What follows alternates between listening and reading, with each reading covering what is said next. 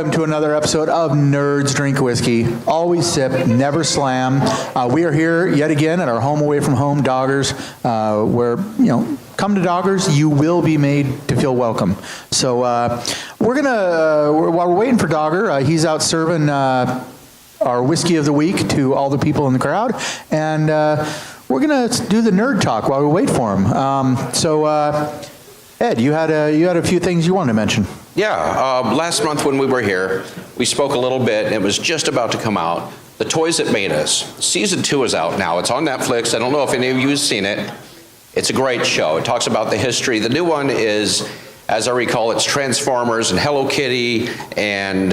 Legos. Yeah, Legos, and there was one more. Star Trek. Star Trek was the other one. And great history on all those toys. It's a great show. If you haven't seen season 1, definitely watch that also. It's got the classics, G.I. Joe and Barbie and Star Wars and He-Man. Was that? Masters of the Universe, yes. I still have my He-Man and my Skeletor from when I was a kid. It was. And Jeremy, you were a big Hello Kitty fan growing up, weren't you? Oh, I own it all. My office is nothing but pink and white. I remember the bow you used to wear, so. I know. Yeah, right. But I got married and she made me get rid of it all.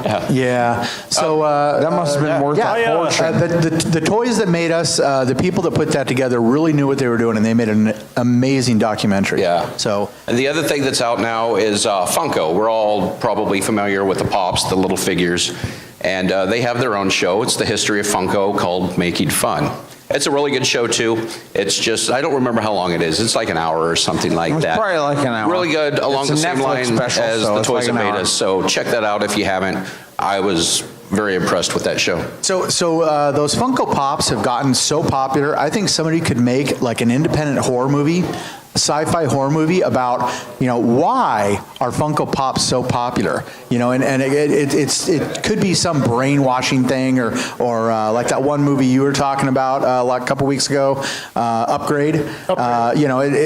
Somebody should make a horror movie as to why Funko Pops have become so popular so quick. I mean, they've really caught fire. Addiction. With the and gotta have them all. So see my daughter's. Anyways, I think now is the time we get Dogger to come up on stage and pour us some whiskey. What do you think? Yes, up Give it up for Dogger. Please, thank you, ladies and gentlemen. Give it up for Dogger. This is all hail Dodger. He is the official bartender of Nerds Drink Whiskey, and we keep asking him to do low pours so we can walk out of here, and it never happens. He doesn't know how to do low because pours. The man actually knows how to pour a drink, ladies and gentlemen. I do have to say, another reason to come back here to soak up all this alcohol. Yeah, I've had. See, there you go. It's shameful how many tacos I've had. 2 big reasons to come back to Doggers. Number 1, very generous pours. Thank you for that, Dogger. You are the man for that. Number 2, delicious food. Come on, man. $1 tacos on a Saturday. You're beating Taco Bell at $1.29. Come on. Come on, folks. So... And, at Doggers, I don't need near as many wet wipes as I do at Taco Bell. Very true. Or as many trips to the restroom. TMI? Hey, watch it, man. I don't want to say why, but you know why. What's your thoughts on Black Velvet? This has almost no aroma. I found that odd. Yeah. Very, very true. It does not. It seems unrefined. It doesn't seem horrible. It's just a light aroma. Is there a very light aroma? It's very, very light. It's blended. It's 80 proof. Yep. Not a great mouthfeel. It doesn't really burn on the way down, though. Light turpentine taste. Aged 3 years. Slightly. 3 years, really. I'm kind of surprised at that. Yeah. So, it's not at all complex. The finish. Like I think every whiskey we've had this month, the finish is not the greatest, and that just goes to show you that without the time in the barrel, I don't care whether you're talking about Scotch, Canadian, Irish, whatever, bourbon, that time in the barrel is extremely important. Very important. Absolutely. It makes all the difference in the world. And this goes great with the theme this month. It's just middle of the road, just straight drinking, mixing, whatever you want, you know? That kind of seems to be that way as far as this month goes, and especially with this particular product, is the fact that it is very, very, very smooth, at least to me, going down, and that's because maybe it's not that strong. I'm actually surprised this is the smoothest out of everything that we've had this month, at least going down the throat. It's very, very easy to drink. It's not for everybody because it's Canadian. So, there's just some people don't like the idea of Canadian whiskey as far as the flavor goes. It's a lot easier to drink, even, at least in my opinion, than the Crown Royal. But that's just because of the fact that there's barely any flavor there to be had. Well, the way everybody should look at it is a good whiskey's a good whiskey, bad whiskey's a bad whiskey. You like it, you like it, you don't like it. I do have to add, Don't drink. my lips are burning. It's been a long time since I drank Black Velvet, but the aroma's light, the taste is light, but then you kind of get a light turpentine taste. But one of the after effects is my lips are burning. I think all the whiskeys we've had this month kind of burn a little bit, and again, that's just cast time. This isn't as sweet as some of the other ones, but of course, those were really sweet to cover up some other stuff. I think this is the mildest, most cheap, kind of bottom shelf. uneventful. I mean, it's not really, really bad, and it's not really, really good. It's Yeah, just it kind has of some flavor, but not overly covered up with sweetness or whatever we were talking about earlier. I have a soft spot for Black Velvet. It was 21st birthday, and my grandfather gave me a half gallon of Black Velvet for my 21st birthday. So that was a night. What was your guys' first experience with Black Velvet? I think I'm having it. I think I'm having it, Yeah. yeah. Or either that or it wasn't that memorable. We're talking 25 years ago, or 26 years ago, when my first experience. Not that I haven't had a fair share of horrible whiskeys and liquors in my youth. Well, back then This we were just all didn't happen broke, to be never one of had them. money, and it's like, oh, we can afford this, let's drink this. I think my memory of Black Velvet kind of goes along with my review of Black Velvet here is I may have had Black Velvet before, but it wasn't really that memorable. Yeah, exactly. You're drinking to get drunk when you're like in your 20s. You're not supposed to inhale it. You're supposed to drink it. Yes, I know. Well, for me, like my first major memory of Black Velvet, even though it has nothing technically to do with it, has to do with two things. Number one, of course, Canadian whiskey, and number two would be Alana Miles, which is a Canadian singer. And she was a Canadian, I'm so sick of that song. butt rock singer. Exactly. The song Black Velvet, which actually was not about the whiskey, but it was about Elvis Presley. But still, that's a common misconception is that song is about Canadian Black Velvet, but it is not. But still, that's one of the things that I think about when I think about this whiskey. So. I can... Any final words wrapping up? I think we have about a minute. Can actually say, I can sit here and sip this and probably enjoy it and not sit there and want to throw it up or throw it away. Yeah. Even if it is Canadian, you got to remember, always sip, never slam. That's where you're getting your flavor from. All right. So we have 1 minute left. If anybody's got any final comments. But this episode is going to air August 4th. But for those in the audience, we will return August 4th to do another episode. And we'd love to have you guys here. We found out, if you remember the really snarky heckler we had over in the corner last time, I guess she's friends with those two gentlemen right there. Oh, okay. And they have promised they're going to do everything they can to make sure she comes back because we missed her snark. To see her. Well, I totally expected we missed her snark, and she was a great audience member. So hopefully we'll see every one of you August 4th. And now we're going to roll with this week's Nerd News Roundup. Before the news, I'd like to thank you guys for letting me joining you guys. I really enjoyed myself. It was good having you. Thank you very much. It was a pleasure having you. Thank you. You are just a little cuter than Jeff. Yeah. It's the Buddha-billy. Yeah, that's what it is. Yeah. That works out a little bit better for us, I think. See everybody next week. Thank you. Thank you very much, Dogger. We love you. these guys. Give it up for the nerds.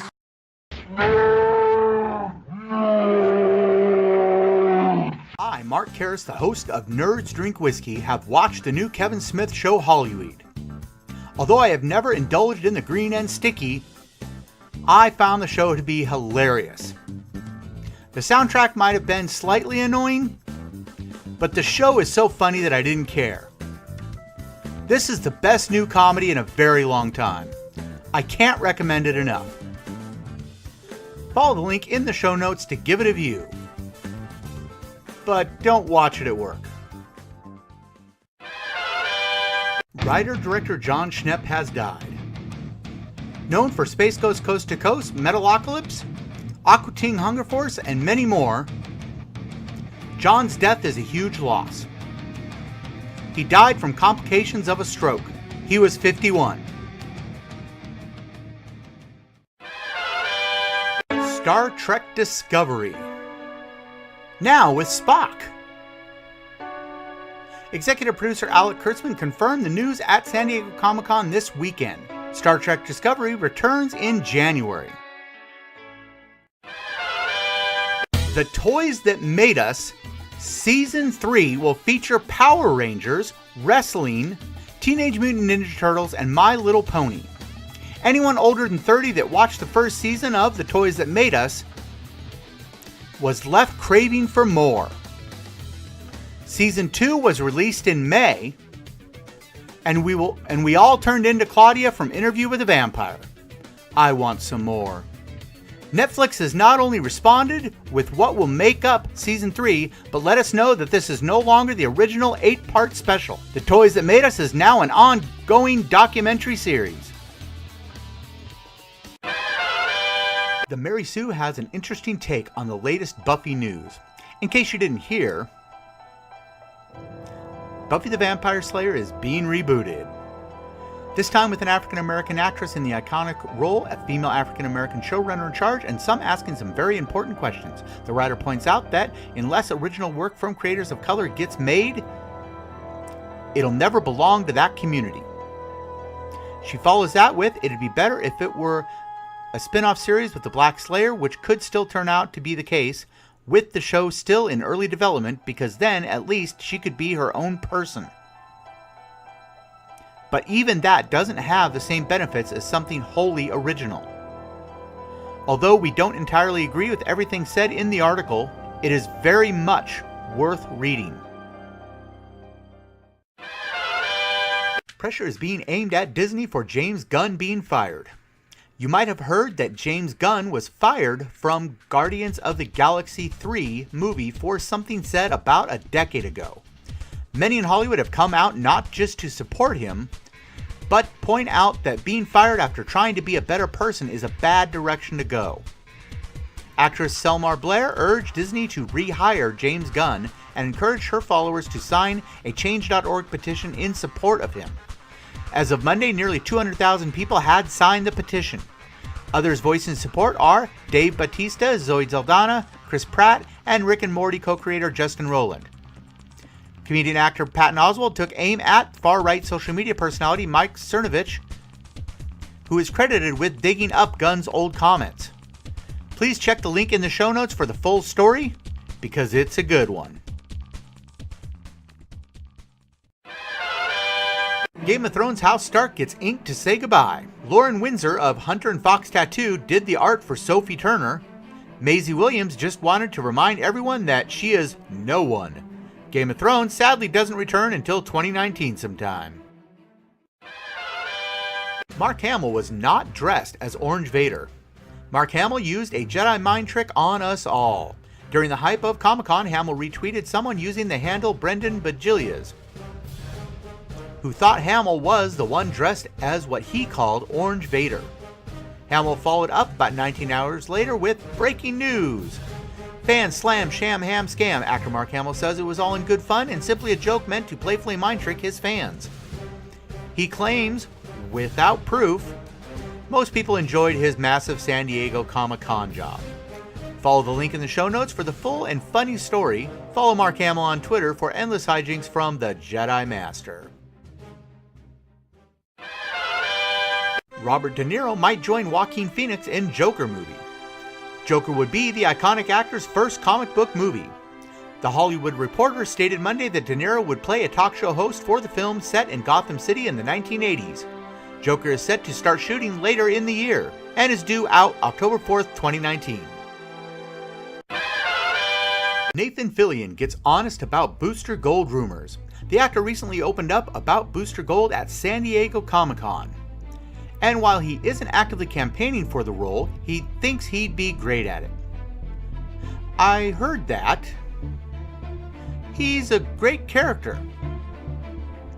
Am I vying for the role? And do I want an internet thing to go crazy? No, I don't want that to happen.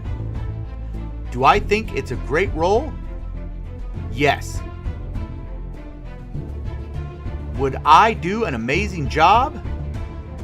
I'd like to think that I would. He's a great character. He's such a doofus. I could do that. So they have decided to do a reboot of Buffy the Vampire Slayer, eh?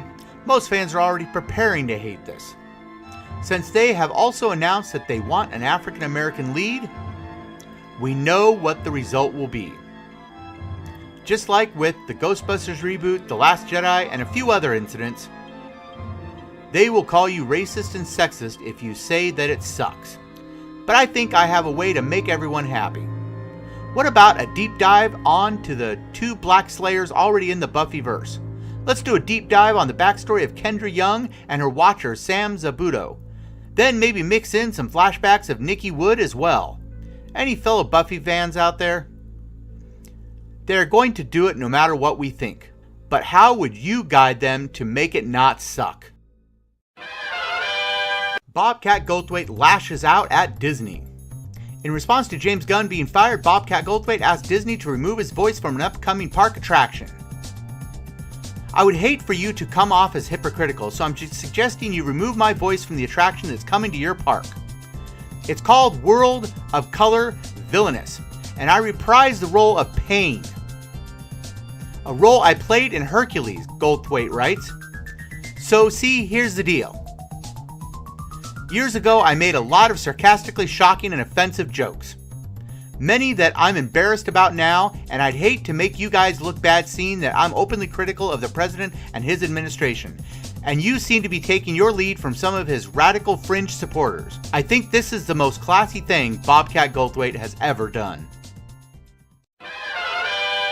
Jay and Silent Bob reboot aiming for November start date.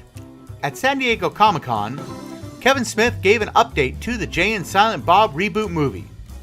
The movie starts shooting in November. In the film, Jay and Silent Bob learn that the superhero movie Blunt Man and Chronic is about to be rebooted.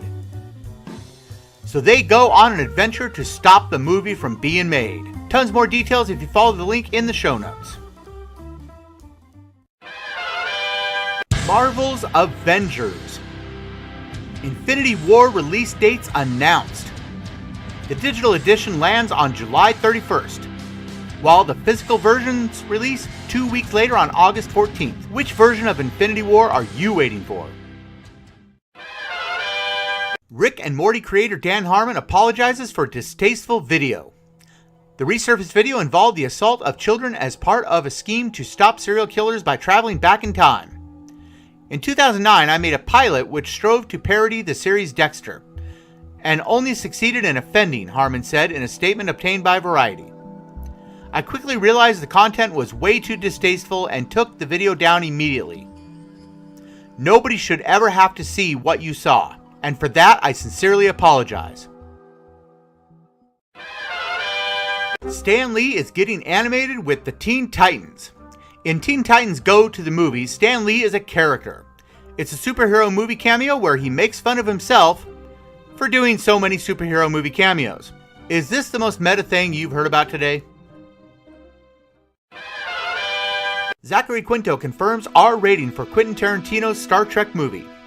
Zachary Quinto recently talked to USA Today and had this to say. We're waiting on specifics. I'm thrilled that we might have the opportunity to work with Tarantino and see what he would do with us in this universe.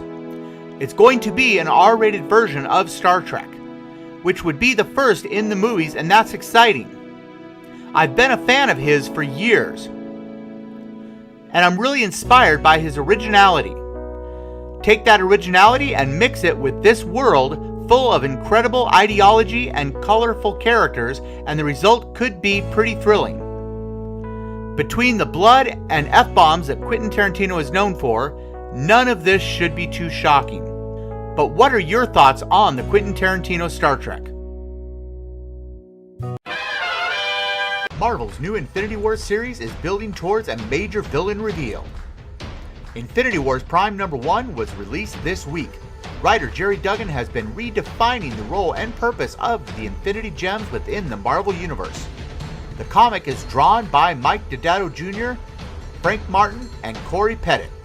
A detailed article on the comic can be found in the show notes. Cosplayers rally for Rose at Comic-Con. I don't care how much you hate the Disney era of Star Wars, harassing the cast is wrong. The actress Kelly Marie Tran left social media because internet trolls kept attacking her. But true Star Wars fans made sure she felt some love by cosplaying her character Rose Tico from The Last Jedi. When Disney fired James Gunn from directing Guardians of the Galaxy 3, Rian Johnson went to work covering his tracks. The Last Jedi director Rian Johnson responded by deleting over 20,000 tweets. What did he have to hide? Screenshots are links in the show notes. Will international drinkers save bourbon from a bust? According to the Distilled Spirits Council, more than 23 million cases of American whiskey were sold in 2017. Much of it bourbon, bringing over $3 billion in revenue for distillers. Times have not always been so good. In the late 1970s and through the early 2000s, when limited edition bottles and cult favorite Pappy Van Winkle burst onto the scene, bourbon was overshadowed by vodka's immense popularity. The industry's ace in the hole could be exports. Despite the renaissance the category has enjoyed, bourbon is still underdeveloped globally versus the other whiskey categories like Scotch. Rob Mason, Vice President of Whiskey's Marketing at Beam Suntory. Globally, the total market for Scotch and American whiskey is $6.7 billion, Heavens Hill's master distiller Denny Potter says. In today's market, Scotch accounts for an 82% share of those sales. If American whiskey moved the needle just 10%, exports would exceed $2 billion. Compare that to domestic American whiskey sales of $4 billion. For political and logistical reasons, 2018 could be a challenging time to bring a distinctly American spirit to international markets. New Buffy showrunner walks back the term reboot? Showrunner Monica Iwasubrin made an interesting post to Twitter yesterday. For some genre writers, it's Star Wars. Buffy the Vampire Slayer is my Star Wars. Before I became a writer, I was a fan. For 7 seasons, I watched Buffy Summers grow up, find love, kill that love. I watched her fight and struggle and slay. There is only one Buffy. One Xander, one Willow, one Giles, Cordelia, Oz, Tara, Kendra, Faith, Spike, Angel. They can't be replaced. Joss Whedon's brilliant and beautiful series can't be replicated. I wouldn't try to. But here we are, 20 years later, and the world seems a lot scarier. So maybe it could be time to meet a new Slayer. And that's all I can say. Could we still get an origin story of Kendra Young? Only 1 out of 5 Game of Thrones prequels have survived. For obvious reasons, HBO has been pulling out all the stops to keep the Game of Thrones brand alive after the final season. They even had 5 entire spin-offs being developed at one time. 1 has been approved, but the others were sent to a red wedding. For more details, check the link in the show notes. Johnny Walker's new blend includes Ghost whiskeys. Johnny Walker's new scotch is Johnny Walker Blue Label Ghost. It's the second in a series of special releases from the distiller. Johnny Walker Blue Label Ghost includes whiskey from the distillery of Port Ellen that closed its doors in 1983. For more info on the Ghost whiskeys in this special scotch, click the link in the show notes. Will Mara Jade be in Star Wars 9? Timothy Zahn created the character Mara Jade, but has not heard anything about Mara Jade being in Star Wars Episode 9. When Disney bought Lucasfilm in 2012, the expanded universe was rebranded as Legends. Many Legends characters have made it back to canon, however. Fans have been passionately begging Lucasfilm to bring Mara Jade to canon again. In an interview with the Talking Bay 94 podcast, the author said he's unaware if Mara Jade is in the Episode 9 screenplay. However, he would be interested in seeing the character make the leap from Legends to canon as long as it was the right fit. Check out the link to a great article on the potential for a Mara Jade appearance in the show notes.